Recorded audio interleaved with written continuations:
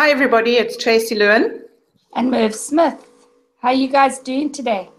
Yeah, very good, thanks Merv. Been a very good week again, and all sorts of exciting things going on in the Bitcoin world.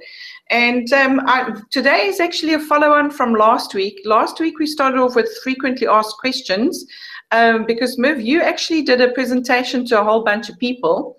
And a lot of them were people who didn't really know anything about Bitcoin. So some of these questions have come through, and we thought it a good idea to answer them every week. It is, Tracy, because we forget that we've learned so much. Some of the stuff that we've forgotten people are still learning.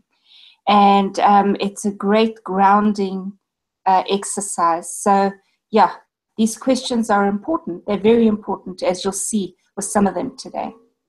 But before we kick off to the questions, we're back to you giving us a little bit of a lesson, which I love every week. So over to you, Merv.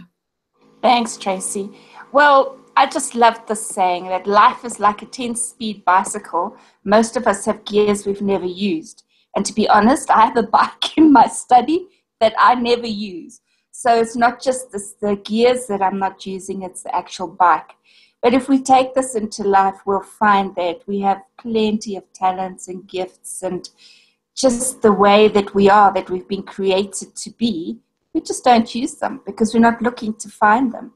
So today I just want to encourage everybody to have a look at what they're passionate about. What do they love? What do they like doing? What sort of makes them smile? I often catch myself sitting smiling and I'm thinking, what's going on? And then I realize actually I'm doing something I really enjoy. So that's the big and the short of it, really, is that start finding some of those gears that we've never ever used.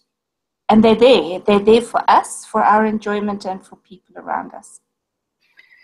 Yes, it's actually quite amazing. I mean, I can think of a few gears that I'm not using. But, and we all are, because, sometimes we get so busy and so wrapped up in everyday life that we don't actually give ourselves a chance to think about what we enjoy.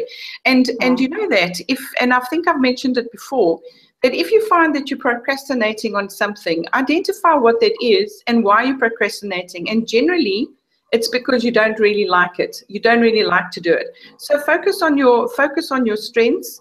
And, and if your weaknesses, because many people say, you know what, focus on your weaknesses so you can improve them. But actually, focus on your strengths so you can enjoy life and get the most out of it. And, that's what I'm trying to do. Yeah. So true, Tracy. So true. Yes, absolutely. So this is a very cute little thing of Peanut here. Snoopy, actually. Yeah. Snoopy and the whole, it's just gorgeous. Look at the countryside. Oh no, isn't it lovely? Yeah. Right, so on our bikes. Last week we spoke about a whole lot of questions, and please go to our recording, or rather the one that's before this, and check these ones out if you're interested. So, can my Bitcoins be hacked? What's the best wallet to use? Where can I go touch and see a Bitcoin? Do I have to buy a whole Bitcoin? So how do Bitcoins grow? Can you lend Bitcoins? Can Bitcoins be faked? So all these questions have been answered, and we want to go on to the next week of questions. So I'll start with this one. What is the minimum Bitcoins I can buy, and what will that cost? Well, Bitcoins, you can actually buy a really, really small amount of Bitcoin. And we cannot tell you exactly what the cost is because of the fact that the Bitcoin price fluctuates. And not only does the Bitcoin price fluctuate, but your fiat currency also fluctuates. So, for instance, if you are wanting to see the price of what a Bitcoin is, if you Google, let's say, whatever your currency is, so let's say dollars to Bitcoin. So then you will say, how many dollars do I need, and what is the Bitcoin price in dollars? So it's actually Bitcoin dollars, right, Merv? Is it Bitcoin dollars rather? Have I got that wrong? Yeah. Okay, Bitcoin dollars. And then it'll tell you that one Bitcoin equals X amount of dollars. And then if you want to see how much dollars are to your currency that you know where you live, you can also do that search. But remember, Bitcoin prices will differ to where you buy them. You know, you may want to buy them from your friend who's going to give you the Bitcoin at a very good rate, or you want to buy from Localbitcoins, let's say, or from an exchange, and then the prices will differ because they will add on a fee. That's right, Tracy. There's a site called Preev, Preev. .com, and if you just type that in, you can find what a Bitcoin will cost you in a variety of currencies. But remember, just as Tracy has said, is some of the exchanges the majority of exchanges will add on something. So, for instance, when we have a look in South Africa and we get a Preev price for a Bitcoin, and we have a look at it in Rand, South African Rand, to what you can actually buy at an exchange, it's usually about an additional 800 Rand to 1,000 Rand on top of that price. And why is that? Well, that's because the people have brought the Bitcoin into South Africa and they are adding on, they've incurred bank charges and variety of things, and they're making it convenient for you. So there is a premium on those prices. So, what is the percentage, Merv? I haven't really looked at the percentage, Tracy. But it's usually whatever the Preev price is normally you can add an additional 800 to 1,000 Rand to that price for a South African exchange, like Localbitcoins or Bitx, Altcointraders, or even more. So it just depends on the exchange, you know. Okay, so like a 5 to 10%. Sometimes people add on about a 9 and 8. It depends on what you want. And in fact, if you're on Localbitcoins and you want to sell your Bitcoin, you can actually set the percentage so that whenever the price moves, the system changes your price to always give you an 8, a 9, a 10, a 5%, whatever you want to put on, the price will move. Yeah, so with Localbitcoins, I found 7.5% is basically what the market is asking for at the moment. Yeah, excellent. So regarding the Google Authenticator, this was a question from someone. I heard that they can actually hack our account as long as you don't clear everything in your system after using it when you log off. Merv, can you answer this one? Sure, I can. You know, we've ever since we've been broadcasting, Tracy, we've hammered at the fact that you need security on your wallets. You have to have great security. There are so many evil people out there. I don't know what other nice way to call them, but these people that want to sort of steal off other people. So these hackers and the cybercrime is on the increase, which is, I suppose, quite natural, simply because we're working on the internet, right? And as Bitcoin becomes more and more popular, so we have to be more careful on our security, or more diligent and, wide awake where that's concerned. So please, you have to have a Google Authenticator. It's free. It's downloadable. Doesn't matter which smartphone you're on or what platform you're working with. A Google Authenticator is an absolute minimum must that you have to have when you're working with your hot wallets, or the wallets that you're sitting with, that are sitting with your Bitcoins that you're moving to and fro. The story of it being able to be hacked, that's not true, okay? The reality is the Google Authenticator, what it is, it's a little app that runs on your smartphone. So that when you access your whichever wallet or whatever account you're accessing, there's I think it's 30 or 20 seconds on the Google Authenticator. You'd have to look up the number, find the number, type it in, and enter. And that then confirms that it is you and not a hacker coming into your account.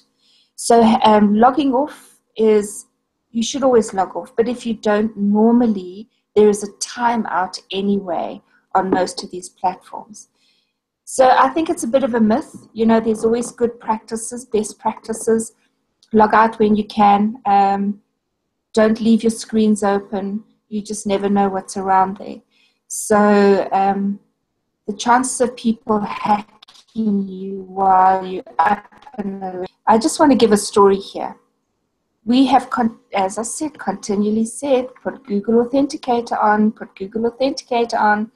And I have been chatting to a young gentleman and teaching him about Bitcoin and helping him buy coins, which was so exciting. But he didn't put Google Authenticator on. Guess what, Tracy? Sure, I can imagine. All those little coins that he managed to buy are all hacked and gone.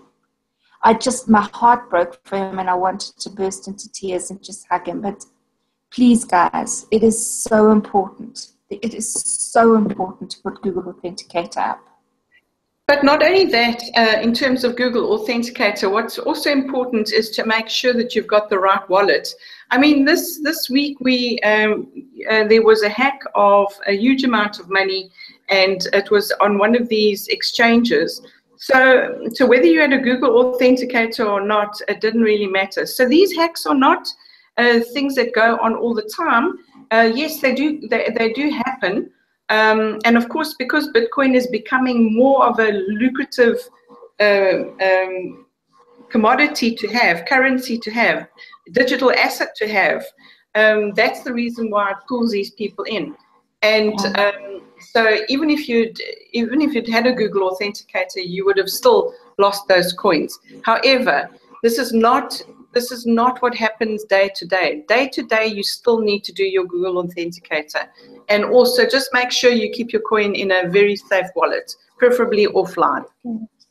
Yeah, that is the ideal. Yeah. Okay, so if I have Bitcoins on Authenticator, can I transfer them to local Bitcoins? If so, what will the cost be? Absolutely, you can transfer them. What is the cost actually, Merv? Do you know what the cost has been? Because I've not done any transfers from Authenticator into local Bitcoins. Altcointraders, Tracy, are a local South African exchange. They run very similarly to BitX. The issue there is that you need to transfer your money in, then do the trade. Once you've traded and you want to move now the coins out, there is a cost. And their cost is about 5%, if I remember correctly. So it is quite high. It is not an exchange that I recommend necessarily. My personal choice is Localbitcoins, because their fees are very much lower than both altcoins and BitX. Transfer them, well, Bitcoins, as we know, you can transfer anywhere you like, but there is a cost to it.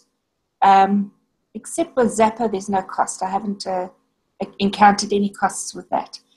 But with these local exchanges, there's always a cost. So just have a look before you start transacting in them. My suggestion would be is to go into their frequently asked questions, and you'll find a cost chart to see what's related to those exchanges. Okay, so do I need an Authenticator account first and then a Bitcoin wallet? So basically all these Authenticator, BitX, local Bitcoin, Coinbase, Kraken, all these exchanges, you will actually open up an account, but then you immediately get a wallet. So it's really just an immediate thing that happens, because why would you actually open up an account and then have to do something to open up a wallet? So it is a bit of a seamless process. Correct. If I open a local Bitcoin account, how do I have to buy coins at the same time, or how long do I have before I have to buy coins? Merv, do you want to answer that? Sure. You know what? You can open up any wallet, any account, anywhere for all the exchanges that Tracy's mentioned, including Zapper. Sorry? And more. Yeah, there's plenty. There's like, I don't know. There's many wallets and things that you can have. You can open that account and never transact in it for I don't know however long. I have not found that they will close that account as being dormant. And I have opened up some local Bitcoin accounts for people and never transacted in them, but they're still active. So you don't have to buy Bitcoin straight away. You can just hold that account open for chance that you may want to use them at some time in the future.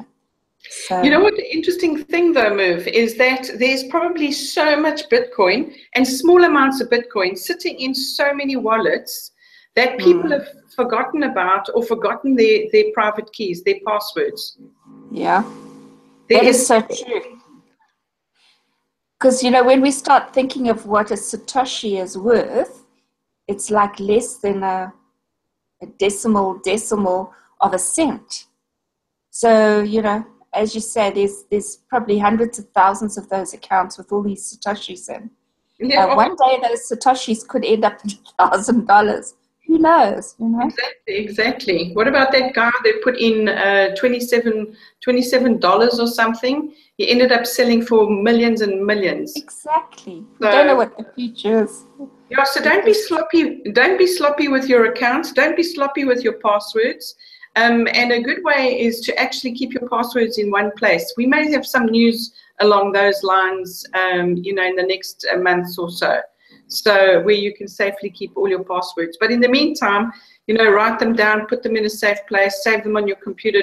Put them in different places just to make sure that you've got them. So, Merv, you know, we've got lots of questions, and we're definitely going to keep the next lot. We've got another 2 weeks to go of questions, and actually quite interesting ones. And it kind of brings us back to where we started. But the quote for today, and I love Maya Angelou, if you don't like something, change it. If you can't change it, change your attitude. You know, and it's actually quite amazing how, and in fact, something has happened in my own life recently where where there was something that was really worrying me and really stressing me out. And there's something, I just can't seem to change it. So what I did is I did change my attitude, and now I'm much happier and I'm much more relaxed, and I'm ready to take on whatever is coming my way. And this is so important. If you can do that, because like I say, from personal experience, this definitely does work. Attitude is key. Absolutely right. Absolutely right. You know, we would like a whole lot of people to change the way that they are, but the reality is if we just change ourselves. So if we can't change what's happening around us, the one thing that we can do to change that, as she's saying, is changing our attitude, because you just see it through different glasses.